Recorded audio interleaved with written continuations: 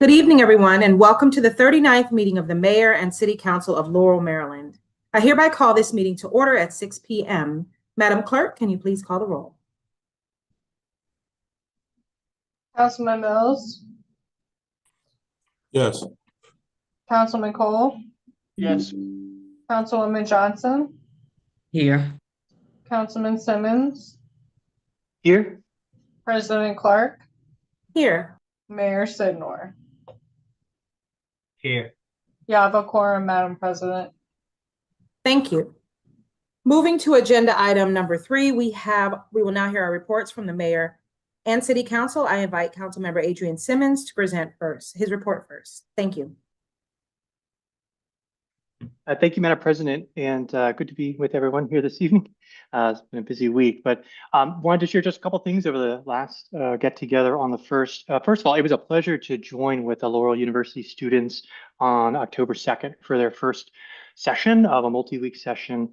For those who may not be familiar, Laurel University is a free program that you can get involved in that basically provides a behind-the-scenes look into every department. So you get a porthole into DPW and communications, Parks and Rec, IT, budget, and all those things. So it's a great way to sort of get a sampling and sort of see what happens, as if you will, behind the scenes.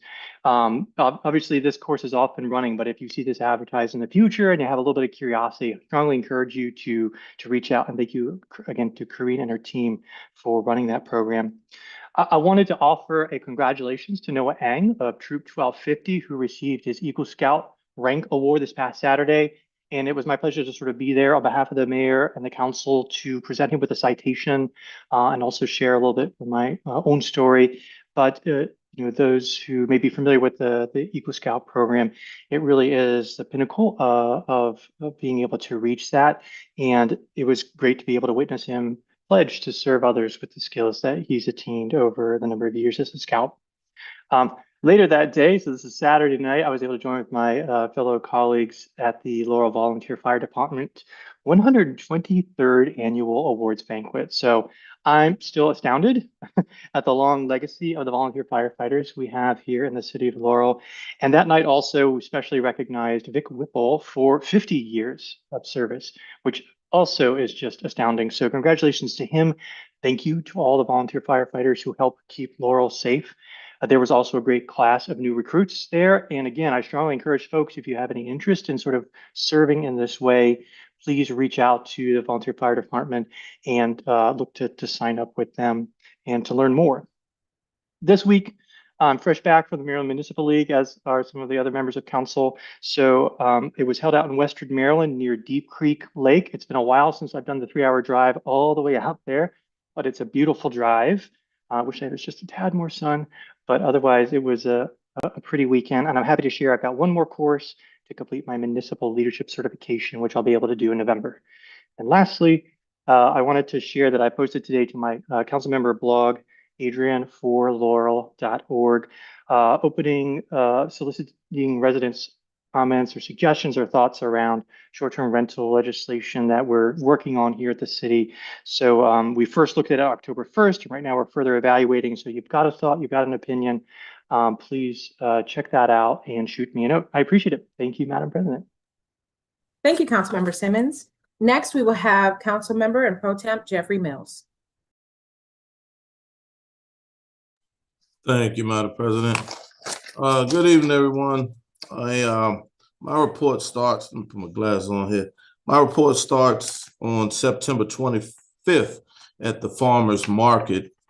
And we have, I think, a couple more Thursdays before the end. Maybe we get some good days, we can kind of push it even further. But farmer's market has some great deals. I've actually picked up like 10 large size mums for the Pushed into Purpose Conference, October 25th, 10 a.m. I like that segue, right? And but they have some great sales and great vendors. I mean, our vendors for farmers market has been sticking with us, and I'm glad that they have been doing that. And wish them much success. On the September 27th, I was at High Point for their back to school goodie giveaway and vaccine drive. And that was sponsored by the county exec, Brave Boy. And speaking of her, on October 3rd, county exec Aisha Brave Boy, I was there at Prince George's Community College for her first 100 days celebration. October 4th, October 4th, as being the compost, I'm not going to say I'm going to say a compost ambassador. I'm going to share my high post, I should say, of being the compost ambassador. And on October 4th, we had the Sustainability Saturday Fix-It Fair at the Laurel Multi-Service Center. And it was a great use of space because there was also I think the dribble class for basketball was in the gym, and the smaller space was used for that event for the compost fair. That was great use of space. On the 9th, October 9th, I came through to visit with the Laurel University group that was up here at the Municipal Center. And I did a podcast with them. They were doing the tour of the TV room, and they invited me to do a podcast with them. So we did a great podcast, and that was a great evening. And it was great to see so many people in that class, though. October 10th, I did miss the annual awards banquet for the Laurel Volunteer Fire Department. Couldn't be at two places at once, but I do wish them many, many, many more, and I wish them all that they need. October 12th, this was a morning prayer breakfast at the Islamic Community Center of Laurel on Conti Road. And also that was early morning, like 5 a.m. And then after that, went to the Raven game, lost, but I had a great day with my children, and then got on the road to go to, as Councilman Simmons said, to the Western Maryland to go through those mountains. And that was my first time out there, and it was a great time. I'm proud to say this is for the MML from October 12th to the 14th. And I'm glad to mention that I was told that I've completed all of my courses for Academy for Excellence in Local Governance.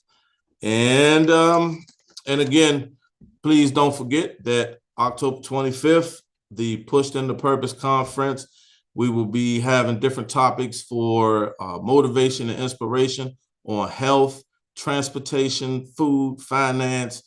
PNC Bank manager will be speaking. We'll be having realtors and investors speaking on what pushed them all into their purpose. We have 10 vendor spaces left, vendor tables. If anyone is interested, please just either reach me by phone or by email at jmills@laurel.com. I'm sorry, at laurel.md.us. jmills@laurel.md.us. We have 10 free vendor tables left. So come on and join us October 25th. Thank you, Madam President. Thank you, Councilmember Mills. Next, we will have Councilwoman Christine Johnson. Thank you, Madam President. Good evening, everyone. For my report, I would like to share that on October the 9th, I attended the grand opening for the Blue Sunday restaurant.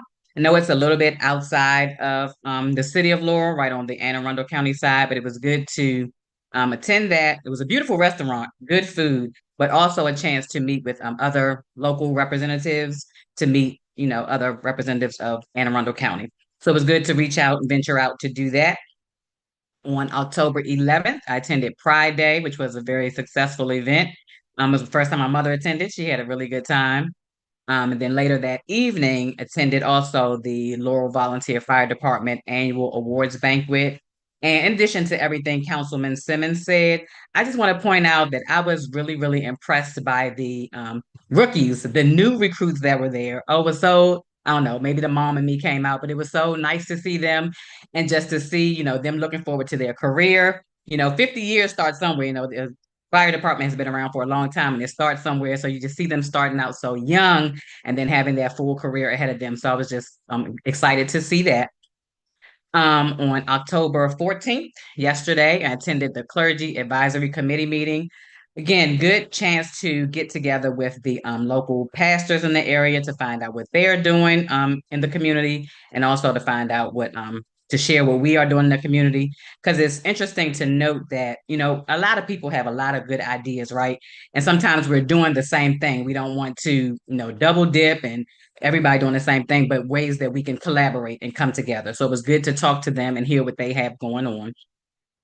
And just wanted to share what's upcoming. So tomorrow, October 16th, District 21 will have their legislative session and update at the Partnership Hall. So if you want to hear what's been going on in District 21 and in our county, that will be at 6 o'clock at Partnership Hall in conjunction with Laurel Board of Trade. And then on October 23rd at 1 p.m., we do want to welcome Hope House back to Laurel with their grand reopening. I did a little, research just to see like what Hope House was and where it started and when it started. So it's good to have that resource back in our community. So look forward to celebrating with them on their grand reopening. And that concludes my report, Madam President. Thank you, Councilwoman Johnson. Next, we have Councilmember James Cole. Good evening, Madam President. Good evening, everyone. First, I want to apologize to everyone that I wasn't able to attend last week's work session. But I did review everything and I am ready and prepared for tonight's meeting. To start my council report, on the 23rd, we did have a quorum for the first time this year. We had a quorum for the Environmental Affairs Committee meeting. We were able to talk about priorities for the Environmental Affairs Committee and potential changes to legislation. So look for those in the upcoming months. As we worked through those, everyone was going home with homework to look at the resolution that created the Environmental Affairs Committee and suggest improvements for that. I do want to announce that on the 28th of this month at 6 p.m. in the Armory upstairs, the Environmental Affairs Committee will be meeting again. On September the 27th, the Laurel Pride Day Committee hosted their final fundraiser of the year, which was a very big success. It was the first time they held a brunch on a Saturday, and it had a great turnout. There's a lot of things that I've done that were repeated a lot tonight, so I won't mention those. But I did want to give a special shout out to the Laurel Pride Day Planning Committee for all the hard work that they did for Pride Day on October 11th. And a thank you to all of the departments that supported us, whether it was Parks and Rec, IT, Budget and Finance. Everybody was helping out with our Pride Day. And there were a lot of department heads and council members that came out. So thank you all for taking the time. We had over 50 vendors this year. Next year will be the 5th year of the Pride Day Festival. Hoping it will be even bigger. And if anybody has any recommendations for how to advertise it better, please let us know. We are open to suggestions. We are posting it in the newspaper, online, everything short of smoke signals, and just trying to get the word out there. And then finally, this past Sunday, I attended the Faith in Blue weekend. That's where Laurel Police Department goes to a congregation to have a worship service with them, and just make sure that we're partnering with all of our communities of faith here in the city. This year it was hosted at St. Philip's Episcopal Church on Main Street and was followed with an ice cream social afterwards. Also, one further announcement, I did want to clarify that the Laurel Farmers Market, the last regular scheduled day, is tomorrow from 3 to 7. We are working to potentially have additional farmers markets, same as we have had in the past, but tomorrow is the last official farmers market. And that concludes my report, Madam President. Thank you, Councilmember Cole. For my report this evening, I'm just going to share a few things I've been up to since our last meeting on September 22nd. On September 25th, I participated in 2 really meaningful meetings. The first was the National League of Cities Municipal Reentry Leaders Network, where I connected with nonprofits and fellow elected officials to explore better ways that we can support our neighbors who are getting a second chance and re-entering our society. The second was a National League of Cities listening session, where we discussed real-time challenges and shared resources with other city leaders across the country, which is needed now more than ever before. The next day, I attended Councilmember Jolene Ivey's public safety security event. We heard from retired Chief Tom Manger of the U.S. Capitol Police and the Maryland State Police about keeping ourselves, our staff, and our families safe. I am working with the city staff to enhance a layout I created from the training to enhance our safety. So thank you to Councilwoman Ivey and to all of our local, state, and federal officers for your guidance and your service.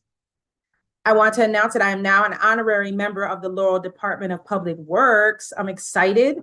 On September 29th, I did a full ride along with our team. And yes, I actually helped empty the bins and learned firsthand how our composting, trash collection, and street sweeping programs work. Director Miller and other supervisors gave me an incredible tour. Next time you see our DPW team members out there, please first move your cars so they can sweep the streets effectively, but also be sure to thank them. They work really hard every single day to keep our streets, our parks, and our neighborhoods clean and safe. Now, starting October 1st, Maryland actually implemented some significant new laws. Let me highlight 2. First, Maryland has changed its speed camera fines, which I'm sure you've seen on our Laurel Police Department social media pages. Instead of a flat fee of $40, there will now be a sliding scale, $50 for going 12 to 15 miles per hour over the limit, and up to $425. Yes, $425 for exceeding the limit by 40 miles per hour or more. So please slow down out there. Second, and this one is very close to my heart, Eric's Law, which is now in full effect. I testified for this bill in Annapolis, and our city council members and mayor sent a letter of support. Marylanders with hidden disabilities can now add a butterfly symbol to their driver's license or ID. And this small symbol, championed by Eric Grantham and his mother, Linda, can prevent miscommunication during traffic stops and reduce unnecessary stress. This is a huge win for Maryland, and I believe other states will also follow. I've also been out in our community with my fellow team members. I joined Sustainability Saturday at our Laurel Multi-Service Center on October 4th, celebrated Pride Day on October 11th with Councilmember James Cole and our amazing Laurel Pride Committee. Happy Pride to everyone. And on October 9th, I cut the ribbon with Anne Arundel County Council President Julie Hummer and Councilwoman Johnson to welcome Blue Sunday to the Laurel area. It's right next to the Shoppers and the Target in that area, so you definitely need to check it out, as Councilwoman Johnson said. I also attended the Maryland Municipal League Conference from October 12th through the 14th with my fellow elected officials and city staff from across the state. The mayor, I'm sure he'll talk about this as well, but a huge congratulations to our communications team on winning an award for our Laurel Living newsletter. So a big shout out to them.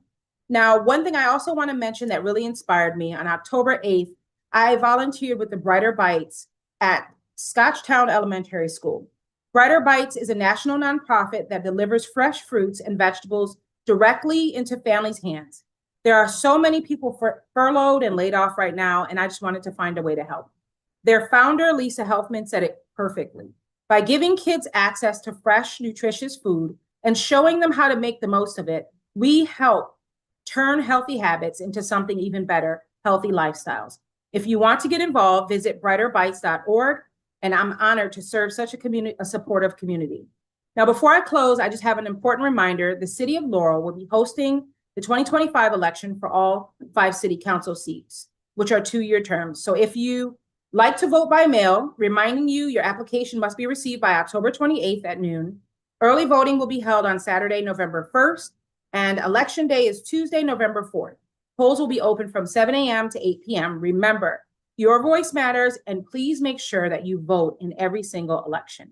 That now concludes my report. Mayor Sydnor, you now have the floor. Good evening. Thank you, Madam President. First, I want to say thank everyone for the cards and flowers and text message passing my mother.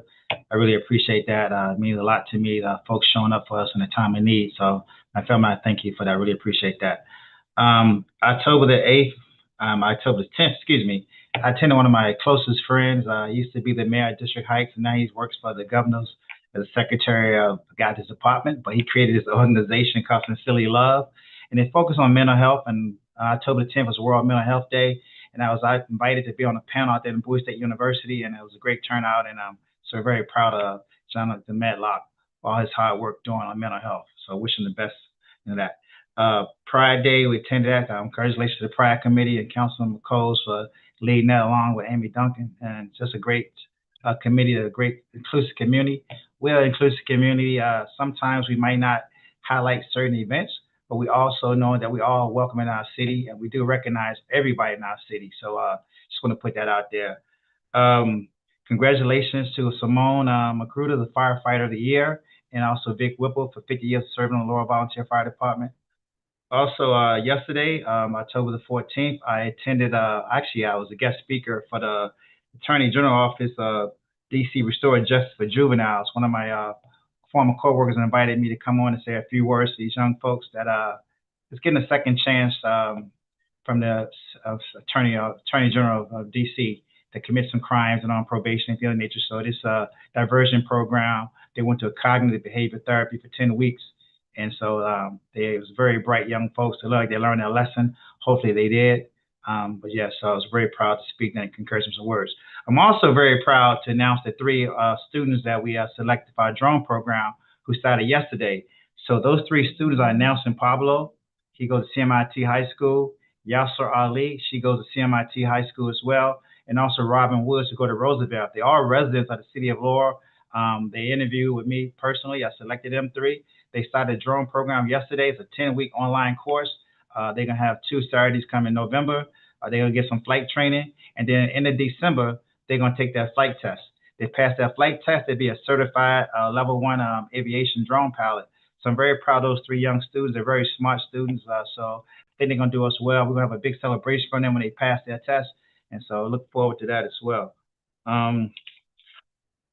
That's it for now for my report. I also want to do some proclamations I made, Madam President, before I go to the appointments. Proclamation this week, Fire Prevention Week, actually it's going now. It's October the 5th, October the 11th, so that's a proclamation for that. Minority Enterprise Week, October the 6th to October the 10th. Pregnancy and Infancy Loss Remembrance Day, October the 15th, that's the day. National Pharmacy Week, October the 19th to October 25th. Economic Development Week in Maryland, October the 20th to 24th. I also want to echo what Councilman Clark said about our communication department.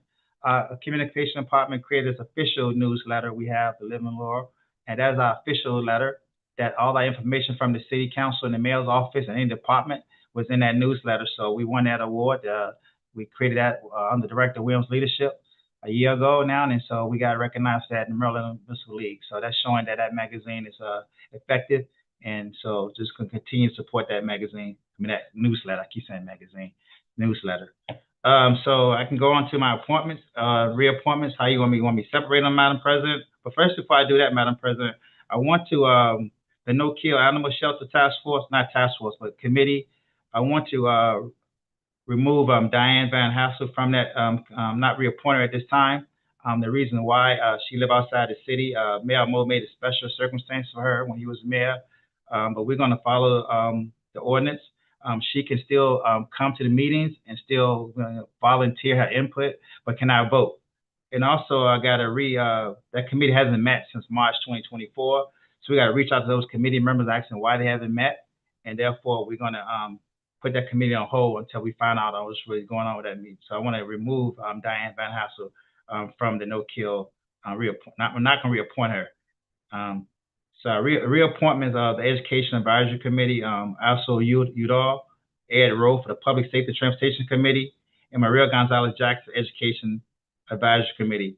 So I ask the council for the confirmation of reappointment those individuals to the following committees I read. And also, if I may, Lakisha Muhammad, appointed her to Historic District Commission. You have a resume. Ms. Muhammad is a long-time Laurel resident, living in Ward 2. It doesn't matter what district you live in, though, but she's always been questioning, asking to serve on the committee inside the city of Laurel. She's a paralegal by trade, worked for the Prince George County Circuit Court, not Circuit Court, but Attorney General's office. And so she has expertise in legal matters and reading, a lot of reading. So I think she would be a good asset. Her skills would be a good asset to the Historic District Commission. So I ask the council for their confirmation for the appointment of Lakisha Muhammad and the reappointment of Hassel Udall and Maria Gonzales Jackson Education Advisory Committee and Ed Rowe for the Public Safety Transportation Committee. And that completes my report, Madam President. Thank you, Mayor Sidnor. As Mayor Sidnor said this evening, if he doesn't mind, we're going to separate the appointments from the reappointments. First, starting with the appointment with separate votes for each, just to clarify. So first, to reconfirm, we have the appointment for Lakisha Muhammad for the Historic District Commission for a term of 10/15/2025 to 10/15/2028. Council members have received the resume for this candidate. Do I have a motion from the council to approve the mentioned appointment? Madam President, excuse me, I'll motion for Ms. Muhammad to be on the Historic District Commission. Thank you, Councilmember Mills, who has motion. Do I have a second? I'll second. I have a second from Councilwoman Johnson. Madam Clerk, please call the roll. Councilman Mills, Yes. Councilwoman Johnson, Yes. Councilman Cole, Abstain. Councilman Simmons, I want to thank the mayor for the opportunity to connect prior about the appointment, and my vote is yes. and President Clerk. Yes. Motion carries. Thank you. Next, we are moving to the reappointments. And again, just to reconfirm, the reappointments are for Abisola Ude for the Education Advisory Committee, Ed Rowe for the Public Safety and Transportation Committee, and Maria Gonzales Jackson for the Education Advisory Committee for the terms of 10/15/2025 to 10/15/2027. All council members have also received resumes for these candidates. Do I now have a motion from the council to approve the mentioned appointments? Madam President, I'll motion to approve the reappointments for all three from 10/15/2025 to 10/15/2027. Thank you for the motion, Councilmember Mills. Do I have a second? Yes, seconded. I have a second from Councilmember Simmons. Thank you, Councilmember Simmons. Madam Clerk, can you please call the roll? Councilman Mills, Yes. Councilman Simmons, Yes. Councilman Cole, Yes. Councilwoman Johnson, Yes. President Clerk. Yes. Motion carries. Thank you. Thank you, everyone. And remember, if you would like to be on a City of Laurel Board, Commission, or Committee, you can submit your resume and a cover letter of interest, including your name, the committee you're interested in serving on, to laurelmayor@laurel.md.us, or you can call 301-725-5300, extension 2125. Moving to agenda item number 5 is our general public hearing. This is your time to be heard. Your voice matters, and we want to hear from you on anything concerning our city, whether it's city services, community programs, or issues in your neighborhood. Remember, your thoughts, Your concerns and your ideas are essential to shaping our work and Laurel's future. I will now open the general public hearing at 6:28 p.m. Madam Clerk, for the record, do we have anyone signed up to speak today? Yes, Madam President, we have Danielle Delgado signed up to speak. And when you're ready, I'll give her permission to speak. Okay, and I'm so sorry. I will now open the general public hearing at 6:28 p.m. to note. And just as a reminder for our speakers, as a friendly reminder, each person has 3 minutes to speak and will be called in order. Once you hear the clock chime, that means that you've reached the end of your time. Please conclude, and if you would like to share any written items for the mayor and city council to consider, please email them or provide them to our city clerk. Also, please state your full name for the record, your street, and the city in which you live in. Please feel free to let Ms. Delgado in when you're ready. Go ahead, Ms. Delgado. Good evening, Mayor and Council members. My name is Danielle Delgado, a Ward Run resident. I live in 7553 Woodbine Drive in the city of Laurel. I'm also a proud Latina and a proud daughter of Mexican immigrants. Today marks the final day of Hispanic and Latino Heritage Month, and I have some mixed feelings. I'm grateful that we got at least some recognition of the Heritage Month on the city's social media, so props to the comms department for that. But I'm also feeling deep disappointment that it took so many community members to reach out to you and even to the local newspaper for that visibility to happen at all. I want to be clear, our Latino community here in Laurel is strong and deeply rooted. But recognition of that community and all of our city's cultural diversity for that matter has to be more than an afterthought, especially now when the Latino and immigrant community across the nation are being targeted and vilified. Our city should be the one showing resolve and commitment to the people who live here, pay taxes here, and help make Laurel what it is. What's frustrating to me is that according to the fiscal year 2026 budget, this year's budget, $1,000 was advocated specifically for a Hispanic Heritage Month celebration. So I have to ask, what happened? To me, this reflects a serious breakdown in communication, planning, and outreach. That oversight matters. It means a year without a festival that celebrates our diversity. Same goes for not having a community and culture day. It means minority-owned vendors, food trucks, artists, and performers missed an opportunity both for cultural expression and economic support. Those are missed connections and missed dollars that could have stayed right here in our community because of your lack of action.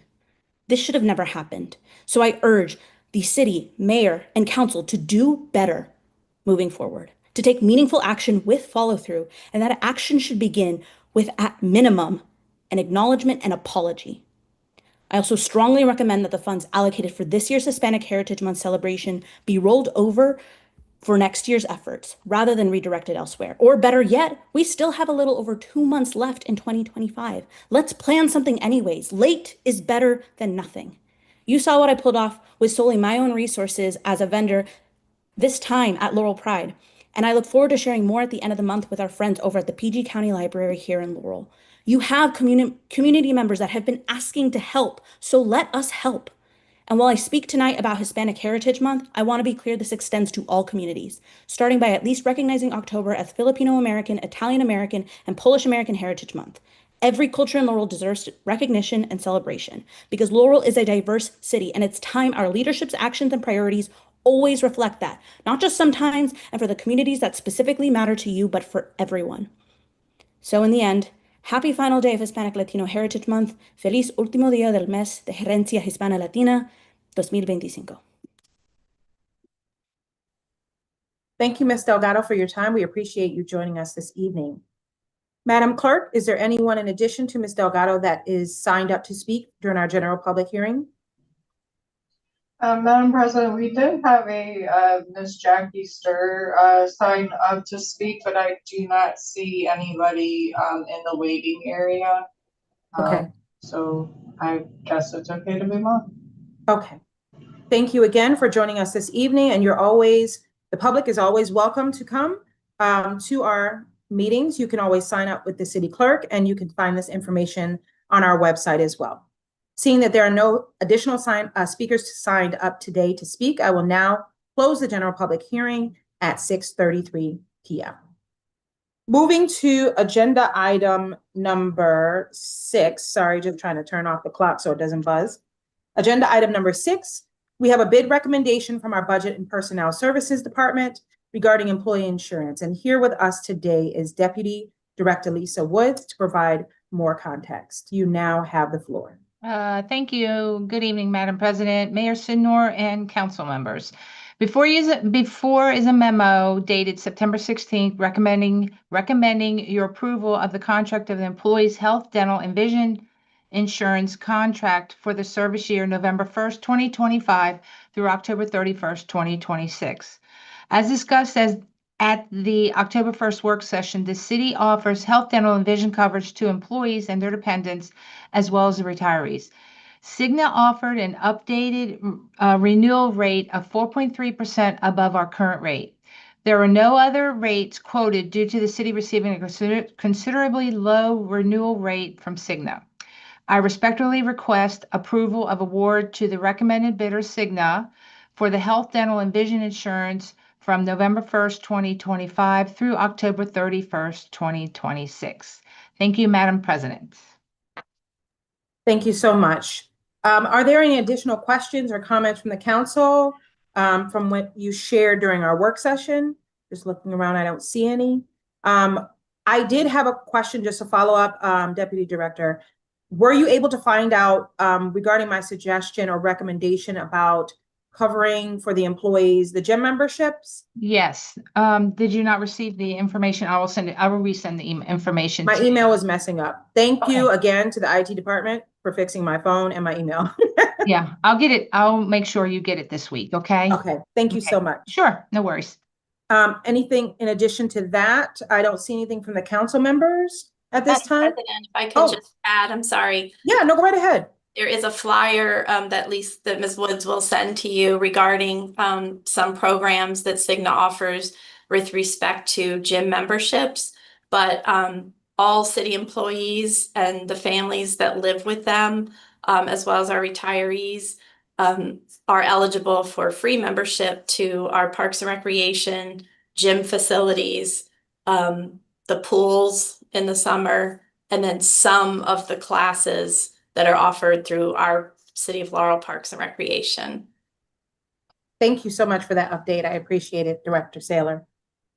Okay, with no additional questions, I will now entertain a motion to approve the insurance bid recommendation to award Cigna with the health, dental, and vision insurance for the plan period of November 1, 2025 to October 31st, 2026 at an increased rate of 4.3%. Madam President. Oh, Go ahead. Madam President, I move that we accept the bid proposal from Cigna. Thank you. I have a motion from Councilmember Cole. Do I have a second? Seconded. I have a second from Councilmember Simmons. Madam Clerk, can you please call the roll? Councilman Cole, Yes. Councilman Simmons, Yes. Councilman Mills, Yes. Councilwoman Johnson, Yes. President Clark. Yes. Motion carries. Thank you, Madam Clerk. And thank you, Deputy Director and Director Saylor, for your time. Moving to agenda item number 7, we have a bid recommendation from our Information and Technology Department regarding a furniture request for the Laurel Police Department. Here with us today, we have Director James Cornwell Shield and also Chief Russell Hamill that chimed in last time to provide more details. You now have the floor. Madam President, if I could, I'm not sure if you need to hear from Director Cornwell Shield or the chief, but I would just like to point out that this bid recommendation can't be approved until or unless Ordinance 2048 is passed, because the completion of the funding is necessary for the full bid recommendation. We have $50,000 in the FY26 CIP, but the quotes and the bids came back significantly higher. So we have $90,000 proposed in Ordinance 2048. Okay, thank you. So this will need, from my understanding, just to reconfirm, this will need to be put on hold until after the second public hearing with possible action, and then it will be placed back on the agenda for discussion or approval. Yes, ma'am. Okay, perfect. Then we will place that on hold. Thank you for the update. All right, so we will now move to agenda item number 8, which is ordinance number 2046, an ordinance of the mayor and city council of Laurel, Maryland to modify the operation of the city of Laurel employees retirement plan to document a cost of living adjustment for retirees of January 1, 1994 to December 31st, 2014. Here to provide more context, we have Director Michelle Saylor and Marika Ostendorf. I hope I said it right this time. You both now have the floor. Thank you, Madam President, members of the City Council, and Mayor Sidnor. As we discussed at the October 1st work session, Ordinance 2046 is for the employees' retirement plan. As you know, there are separate plans for both the retirees and the sworn police officers. Specifically for those retired January 1st, 1994 to December 31st, 2014. This ordinance formalizes the necessary funding and also provides for the census of how many affected retirees there are and for the 2 different rates. So those that retired between January 1st, 1994 and December 31st of 2004 will receive an increase in their monthly benefit of 7.3%. And those that retired between January 1st, 2005 and December 31st, 2014 will receive an increase in their monthly benefit of 3.65%. For the employees plan, that's 12 that will receive the 7.3% increase and 22 that will receive the 3.65% increase. That is a revision to the original ordinance that you received. Also, we provided a note in the amortization table just to document that the $807,000 in funding is the total funding required for all the eligible retirees in both plans. It's not $807,000 for each plan, as brought up by Mr. Simmons. Additionally, we added language in the whereas after the amortization table that if the required city funding is not completed by June 30 of 2026, the funding of the remaining amortized cost for the COLA would need to be budgeted in the subsequent years of FY27, FY28, FY29, and FY 2030. So those are some of the revisions to the employee ordinance 2046. I'm not sure if Ms. Ostendorf has anything to add at this time. I do not. Thank you. All right, thank you both. I will now open the floor for questions or comments from the council regarding the amended ordinance number 2046. I see Councilmember Simmons, you have your hand. Please feel free to proceed. Yes, thank you, Madam President. And I guess this might be a question for Ms. Ostendorf. Just to confirm the legal importance of this ordinance, is it correct to say that absent the passage of this ordinance, the effectively amending the city retirement plan, that the city would not otherwise have a legally enforceable obligation to fund the plan for the stated COLA? Well, that's a good question. I think even without this ordinance, you agreed to fund the COLA when you put money in the budget to agree to the COLA because it was an approved expense. So you already have it in your fiscal year 2026 budget that you approved $150,000 for the COLA expense. So I think, and this might be a question more for your city solicitor, but I think that approving an authorized expense committed you to do the COLA. Now, it makes it difficult for plan provisions because you agreed to a COLA, meaning a COLA, without any details on who would get the COLA and what the COLA would provide. That was provided in a supplemental email, but it's not in the specific line item of the budget expenditure. Gotcha. And I think if I understood correctly, the budget itself contained 150,000, whereas this ordinance contains 807,000. Correct. So that was provided more in the budget. Is it also the case that although a budget approves the allocation of funds, and again, this might be a question for the solicitor more specifically, although the budget approves allocation of the funds, the actual spending of those funds isn't approved until the council votes to release that spending? That's a question for the solicitor.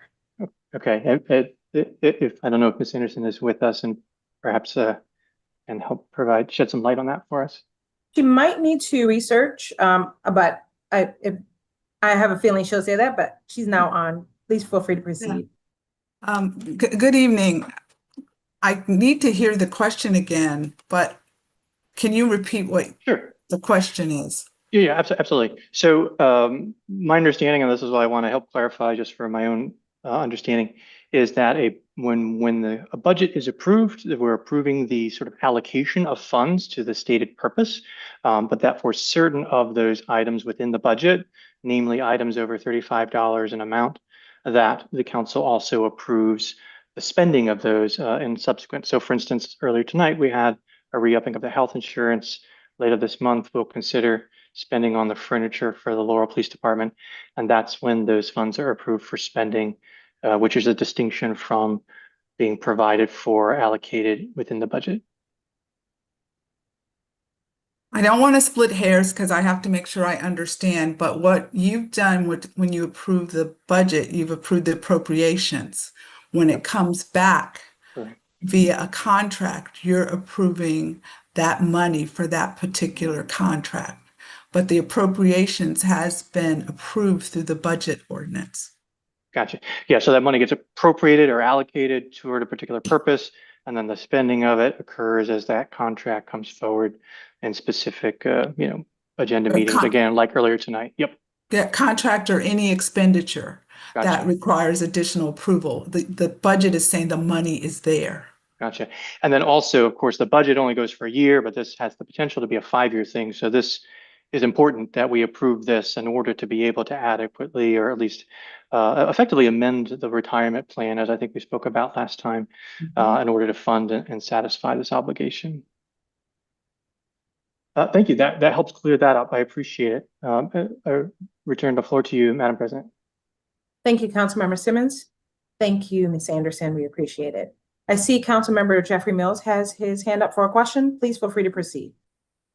And so while we have Ms. Anderson on, so just to clarify that this 807,000 is for these next 5 years.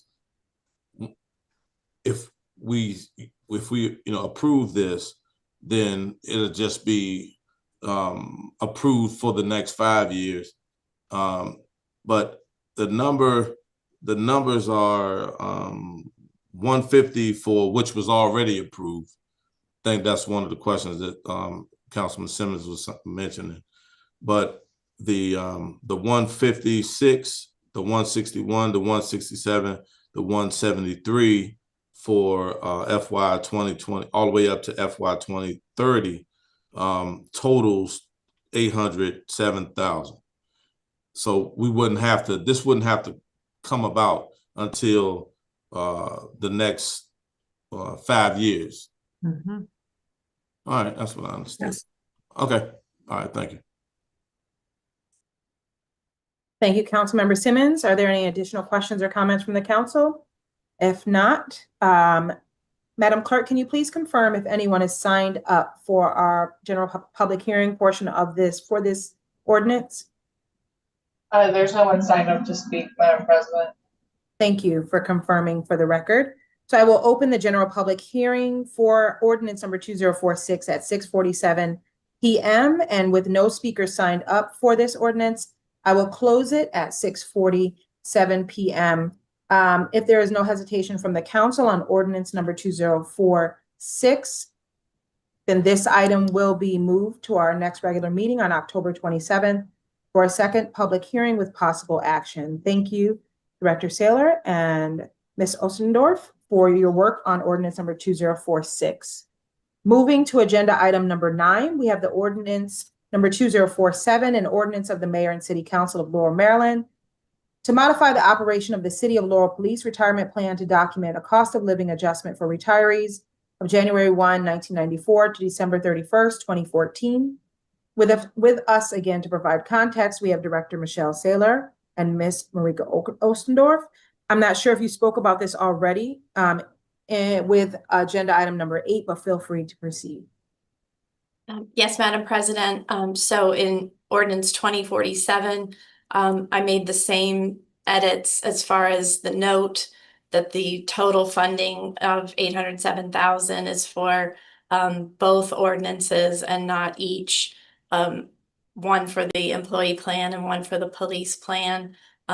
These ordinances mirror each other, and also added the language regarding the completion of funding by June 30th of 2026, then there would be no reason to add additional COLA funding to the budgets for FY 2027 through 2030. Again, the rates are the same as in the employee plan, 7.3% and 3.65%. However, in the police plan, there are 13 retirees eligible for the 7.3% increase and 25 retirees eligible for the 3.65%. And that was the same as it was in the first version that you received of this ordinance. And that's all I have at this time, Madam President. Thank you. Ms. Ostendorf, do you have any additional comments? I do not. No, thank you.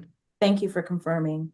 All right, so we will open the first general public hearing portion for this ordinance number 2047 at 6. I'm sorry. Do we have any questions or comments from the council? I'm just moving right along. Councilmember Simmons, feel free to proceed. Sorry, just a quick note, and the director may have already mentioned, but all people may have noticed the number of retirees annotated in the ordinance did shift, but we were able to confirm that the funding calculation didn't shift as a result of that the funding calculation had been prepared in the correct manner. So I believe that to be the case, right, Director Saylor? Or? Yes, sir. Mm-hmm. Yes. Okay. Thank you.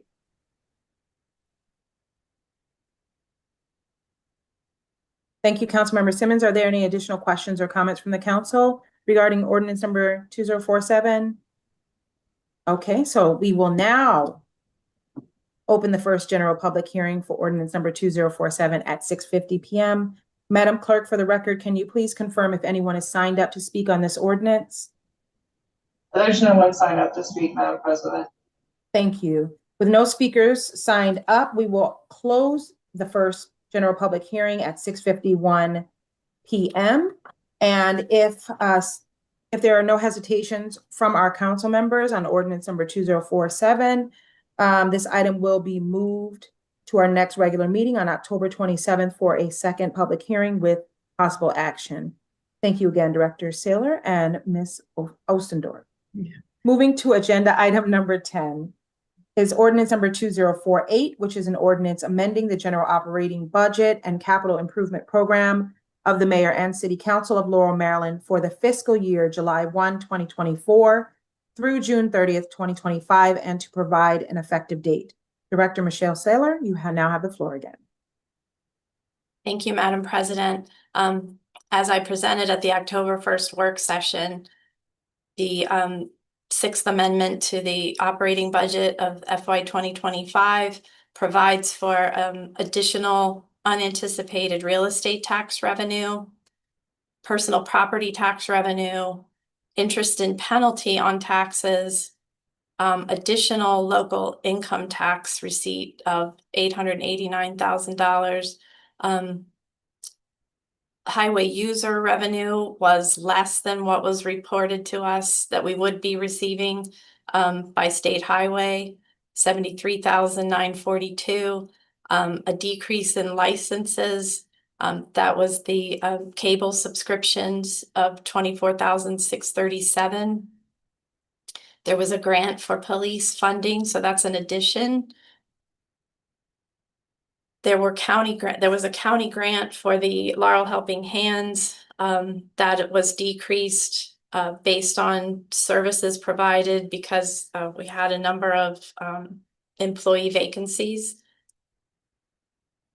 We have another addition based on the registration fees of our farmers market vendors. There was also a decrease in the Helping Hands counseling services receipts. The facility rental shortfall is compensated by the overages and the increase in the pool revenues, swimming pool revenues. Our investments performed better than was budgeted. We also used an online auction for the sale of property. So that was 3 dump trucks and 3 refuse trucks. And then our insurance claim proceeds, that was an increase to the budget.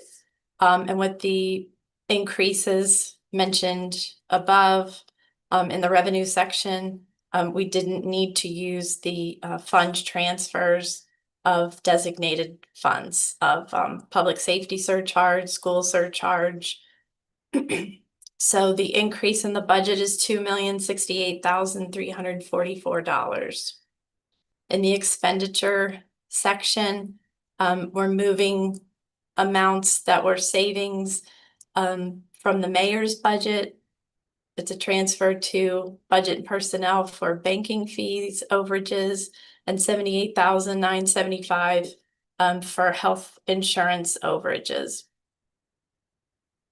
We're taking $200,000 from ECD, which was saved from some grant programs that we were offering that didn't have participants, as well as BAPS salary from employment vacancies. Then we're adding those revenue sources to the farmers market, to the sustainability program budget, $1,905. Then we have a decrease in grounds maintenance from some savings there on the utility contingency and some staff savings. And that $58,565 will help offset the shortfalls in the utility and HVAC overages in the municipal center, the public works facility, the DePietro Center, the armory, and the Laurel Museum.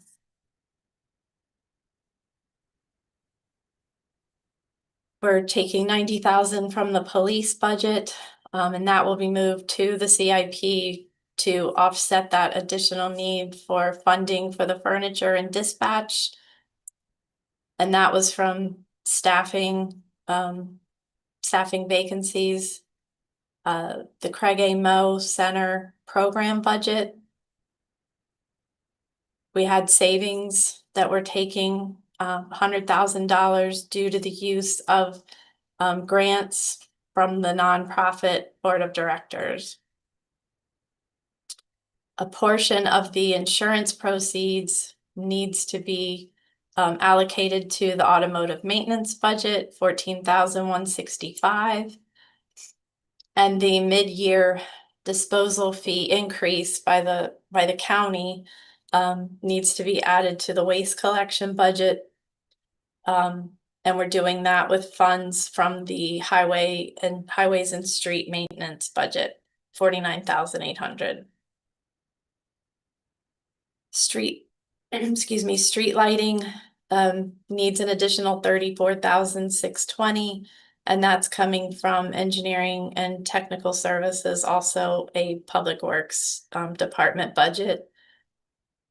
And then savings from traffic engineering, as well as the Youth Services Bureau, the Laurel Helping Hands. Those are being transferred to the CIP for funding of projects. We have a transfer between principal and interest. And then some of the revenue overages with some of the department savings can be attributed to the $650,000 transfer to the pension fund. And that will complete the funding needed for the COLA.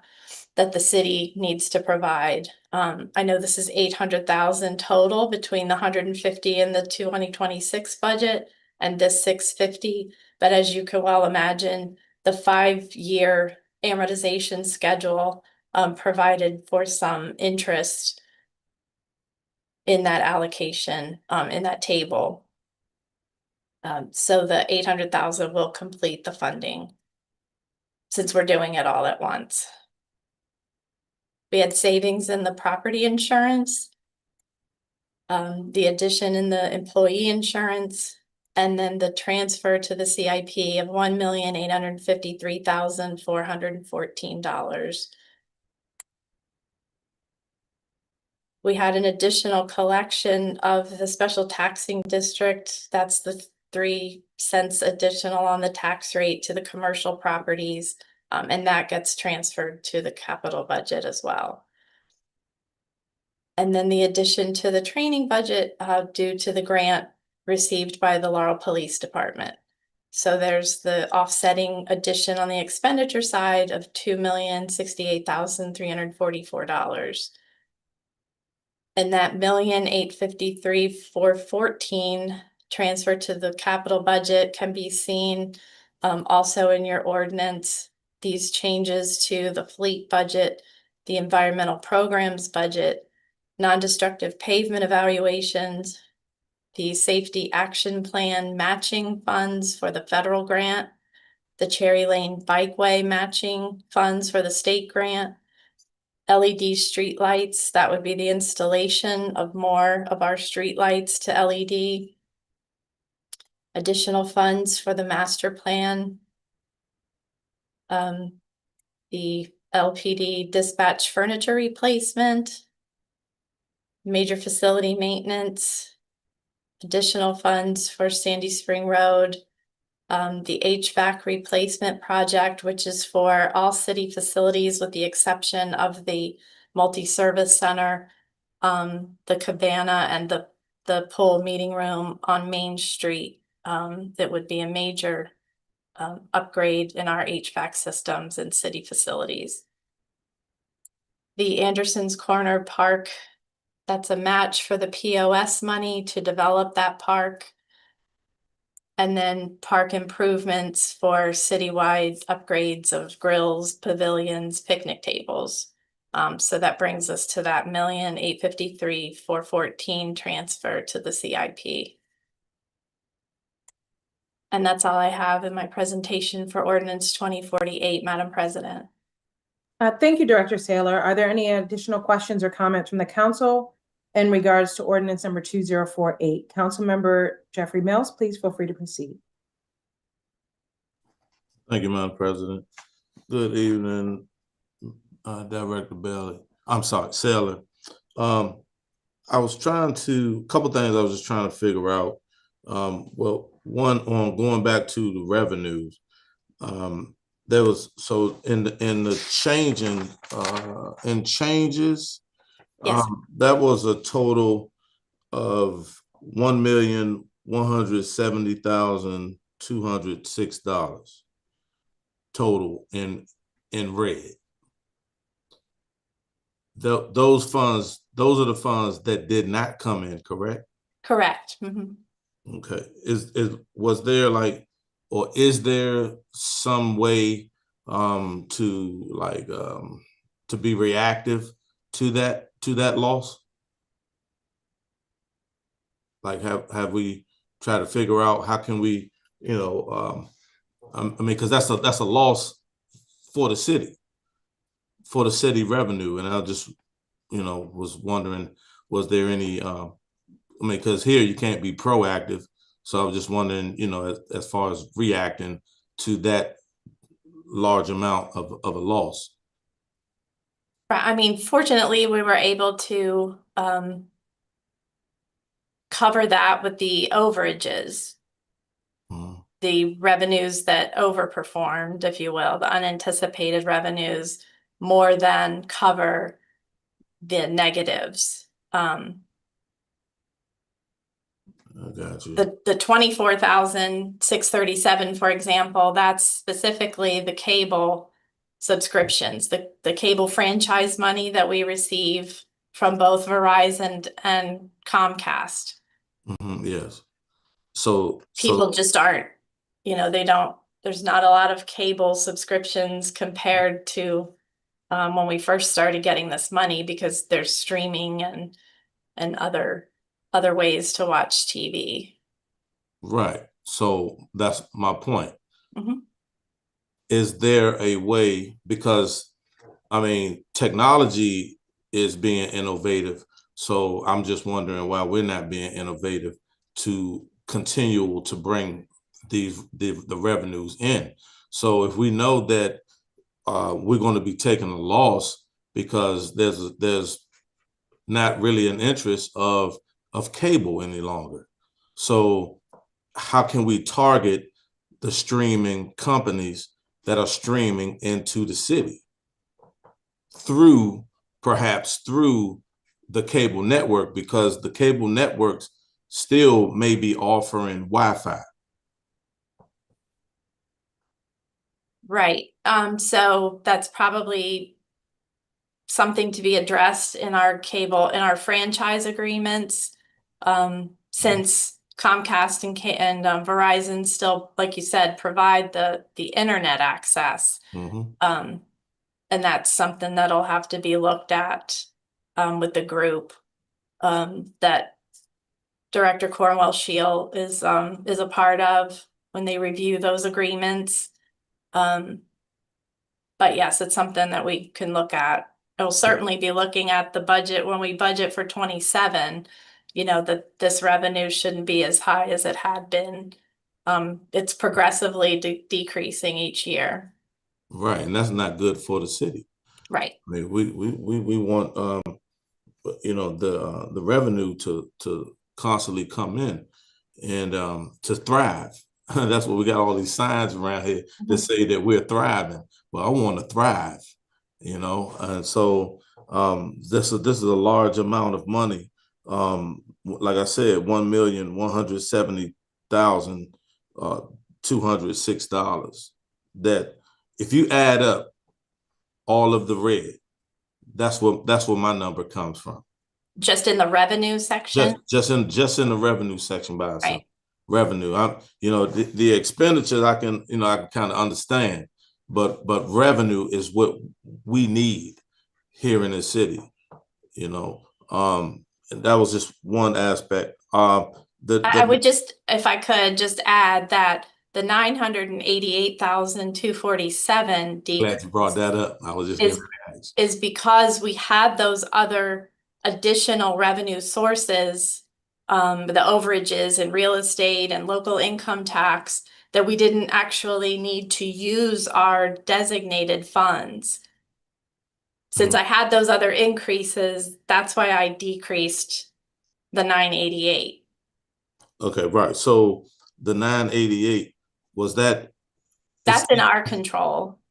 Those are designated funds for public safety that come from the public safety surcharge and the school surcharge that are imposed on developers.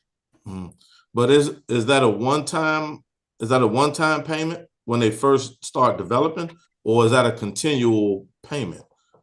No, it's a one-time payment, but these are funds that we have on hand after we have submitted what we're supposed to submit to the county.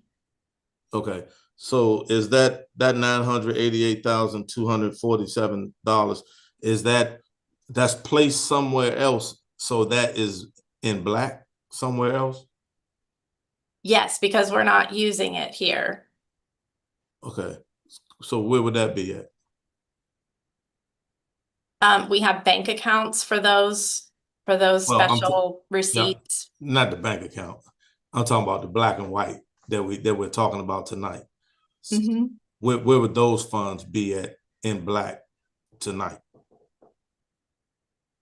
What is that? Is it in your expenditures in black, or is it broken up, or is it just one major trend? So maybe it would be simpler to see that the real estate tax revenue we added 2 million. So that offsets me subtracting this 988,000 from the revenue budget. We don't need to use the 988 because we got the 2 million. And if you also have additional questions, you can feel free to email those either directly to Director Saylor or set up a meeting so that she could walk through with you so that you can understand fully. Because I know we have multiple pages and it could be a little difficult to understand as well. Thank you. Do you have any additional questions or comments, Councilmember Mills? Okay. Councilmember Simmons, I see that your hand is up. Can you feel free to proceed? Yes, thank you, Madam President. If it's helpful to the conversation, just for observation, yeah, of that 1.1 million overall, the 988,000, the vast majority was just being able to put back into the special purpose funds we have. They won't show on this document because we're just looking at the operating and capital budget. There's another document that they show on that's not visible to us in this document here, but it is basically we were able to save that money and put it back into our reserves. But it won't show on this page, so we're just seeing one half of it. But there is some consolation in that of that 1.1 million. It's mostly us being able to reclaim reserves. Thank you, Madam President. Thank you, Councilmember Simmons. Thank you, Director Saylor. I see Councilmember Cole's hands up as well, and then Councilmember Jeffrey Mills.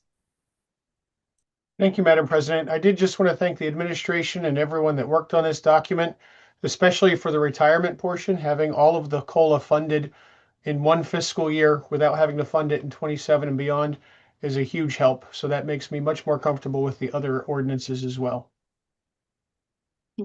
Thank you. Thank you, Councilmember Cole. Councilmember Jeffrey Mills, feel free to proceed.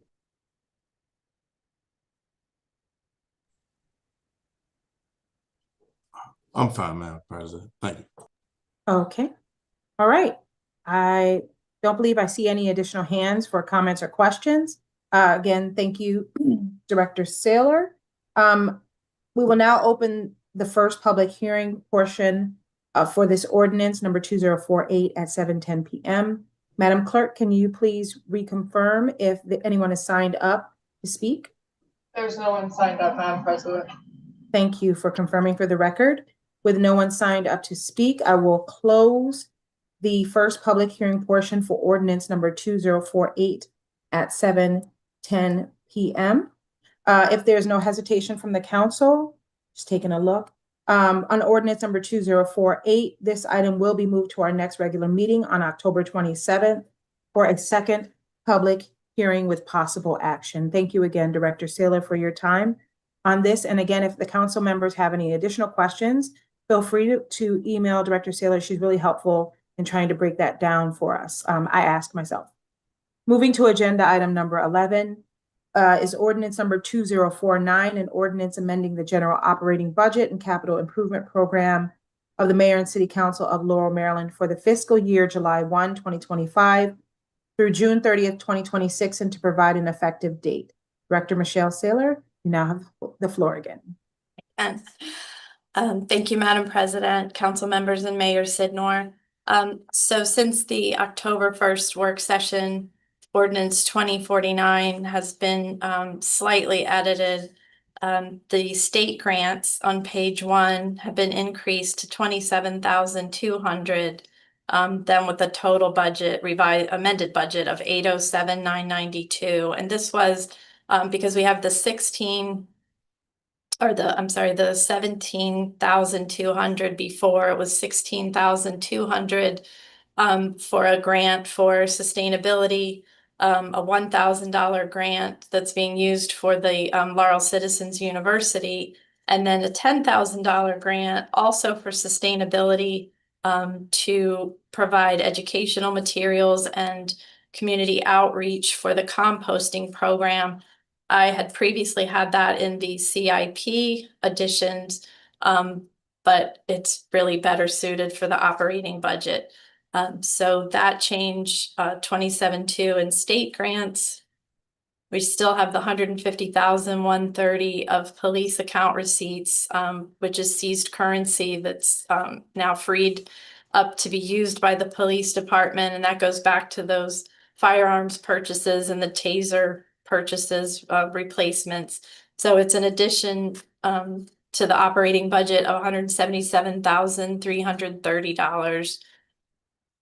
In the expenditures, you'll see that $1,000 being added to the city administrator's budget for the LCU grant, and then $26,200 being added to the sustainability programs budget. And that's the two grants, the $16,200 and the $10,000 grant.